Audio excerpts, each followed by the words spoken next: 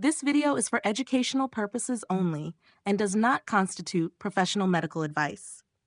Please consult with your doctor or a qualified healthcare specialist before starting any new vitamins or supplements mentioned in this video. Use of this information is at your own risk. One misstep. That is all it takes to go from walking freely to being bedridden for the rest of your life. Your shaky knees are not tired, they are dying. A hidden metabolic dysfunction is cutting off the power to your legs. Once you fall, there is often no coming back. You need to fix this before you take that final step. One misstep. That is all it takes to go from walking freely to being bedridden for the rest of your life. It usually happens in the most mundane way imaginable. You are walking to the kitchen, or perhaps turning to answer the phone, and suddenly your leg simply gives way.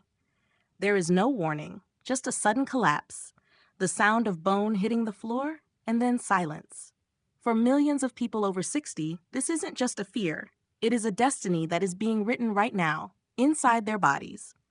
The terrifying truth is that your shaky knees are not just tired, they are dying. A hidden metabolic dysfunction is slowly cutting off the power to your legs, turning the very pillars of your independence into crumbling ruins.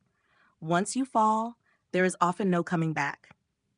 You need to understand exactly what is killing your strength before you take that final, irreversible step. Welcome to EldraFit Nutrition. It's a pleasure to have you with us today. If you value your independence and want to uncover the truth about how to protect your body as you age, please take a moment to subscribe to the channel. Your support helps us continue to bring you life-saving information that can change your future. Now, let's look at what is really happening. Have you noticed that your legs feel heavier than they used to, almost as if you are wading through invisible water? Perhaps your feet hurt the moment they touch the floor in the morning, or you find yourself gripping the handrail with white knuckles because the stairs that used to be easy now make your thighs burn with exhaustion. Or maybe it is that subtle, terrifying wobble in your knees when you try to rise from a deep chair. When you mention this to a doctor or a friend, they likely smile sympathetically and tell you, it's just part of getting older. That is a lie. Aging alone is rarely the cause of severe weakness. What you are experiencing is likely the result of a silent metabolic problem that has been developing quietly for years, long before any blood test raised a red flag. This condition acts like a thief in the night, stealing your muscle tissue, stripping the insulation from your nerves, and narrowing the blood vessels that keep your legs alive. If nothing changes, this process does not stop on its own. It accelerates. There are 3 specific pathways through which this metabolic disorder attacks your legs. The first is the destruction of muscle quality. It is not just that your muscles are shrinking, they are being corrupted. In a process linked closely to insulin resistance, fat slowly works its way into the muscle tissue, creating a marbling effect similar to a steak. This toxic fat creates chronic inflammation, which prevents the muscle fibers from contracting forcefully. You might look the same on the outside, but inside, the structural integrity of your legs is turning into mush. The second pathway is nerve damage. Your legs rely on precise electrical signals from the brain to move with stability. However, high levels of insulin and blood sugar act as a neurotoxin, slowly damaging the delicate nerves in your lower body. When these signals are interrupted, your muscles cannot respond instantly to a slip or a stumble. You lose that vital split-second reaction time, leading to that sensation of being unsteady or wobbly on your feet. The third pathway is compromised circulation. Metabolic dysfunction often leads to the early stages of peripheral artery disease. This restricts the flow of oxygen-rich blood to your legs. Without enough oxygen, your muscles suffocate. This is why you might feel cramping or profound weakness after walking just a short distance. Your legs are literally starving for energy. Before we move on to how you can test yourself for this condition at home, I want you to pause and reflect on your own experience.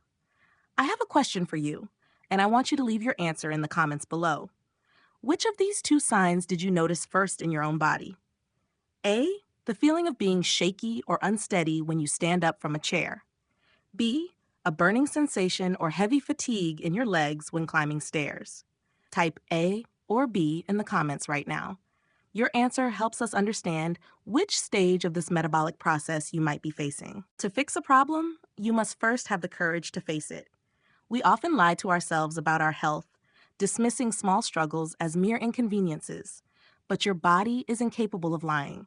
It sends you clear, undeniable signals long before a catastrophe occurs. The hospital is not the only place to diagnose a decline in your health. Your own living room is a laboratory, and today we are going to use it to uncover the truth about your legs. I want you to perform 4 specific self-checks. These are not exercises. They are reality checks designed to expose the silent metabolic dysfunction we discussed earlier. The first test is what I call the chair of truth. Find a sturdy, standard height chair that will not slide. Sit in the middle of it with your feet flat on the floor. Now cross your arms over your chest so that you cannot use them for momentum or support. Your goal is to stand up fully and sit back down 10 times in a row at a steady pace. This sounds simple, but for someone with metabolic leg weakness, it can feel like climbing a mountain. If you find yourself needing to rock your body violently to generate momentum, or if you instinctively reach out to grab the armrest or your own knees to push yourself up, this is a critical warning sign. It means your quadriceps, the primary engines of your mobility, have lost the metabolic capacity to lift your own body weight.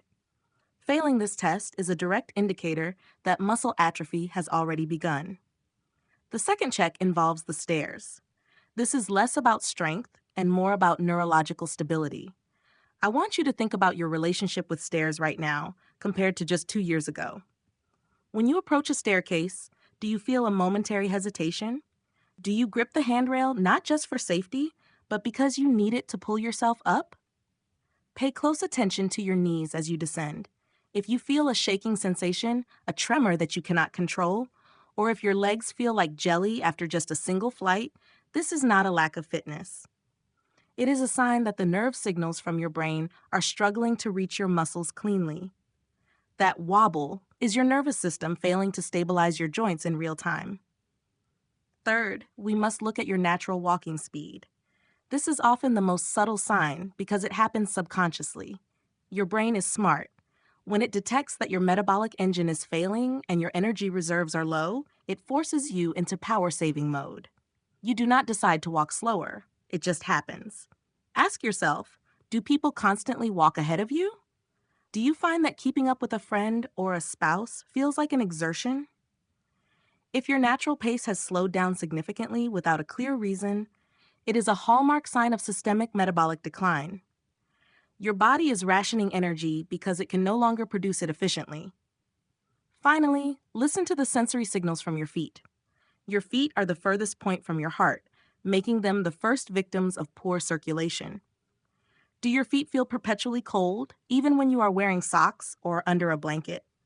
Do you experience strange sensations like tingling, pins and needles, or a numbness that makes it hard to feel the texture of the floor? Perhaps you have a small cut or blister that takes weeks to heal. These are not minor annoyances. They are the alarms of peripheral artery disease and nerve damage. If you ignore these sensory warnings, you risk losing sensation entirely, which drastically increases your risk of a severe fall. If you recognized yourself in any of these 4 tests, the time for denial is over. You have identified the problem. Now we must move to the solution. At the age of 60 and beyond, your body no longer possesses the resilience of youth. It ceases to tolerate nutritional mistakes. In your 20s, you could eat poorly and bounce back. Now, every bite of food either serves as the raw material for rebuilding your crumbling infrastructure or acts as a toxin that accelerates your decline.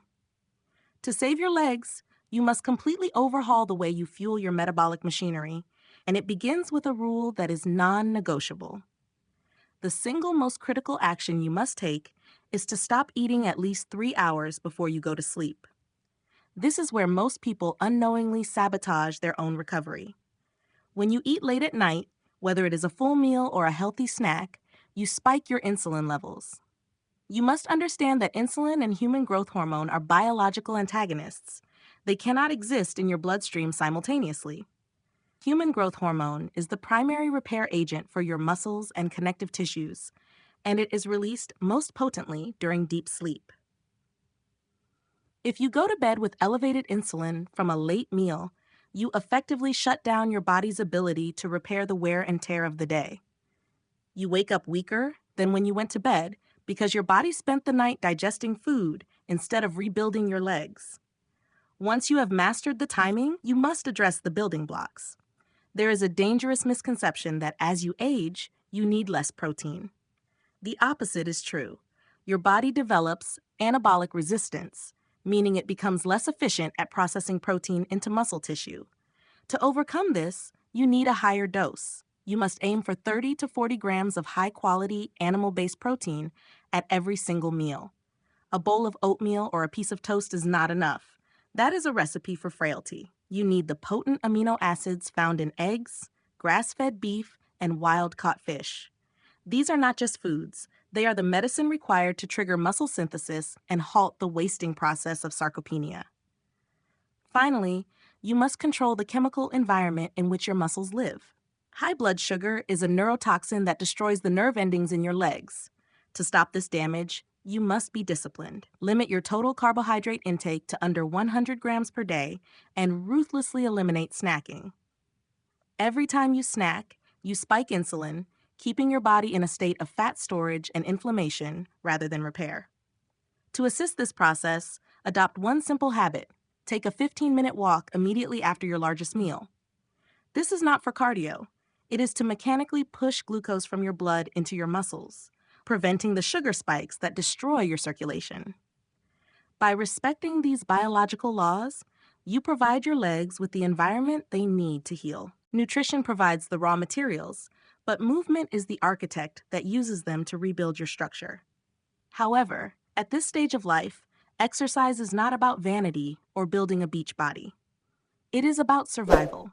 It is about the dignified ability to stand up from a toilet without calling for help or walking through a park without the terror of falling. You do not need to spend hours in a gym, but you must stimulate your muscles to reverse the atrophy. We will focus on a safe, non-negotiable protocol that you need to perform just twice a week.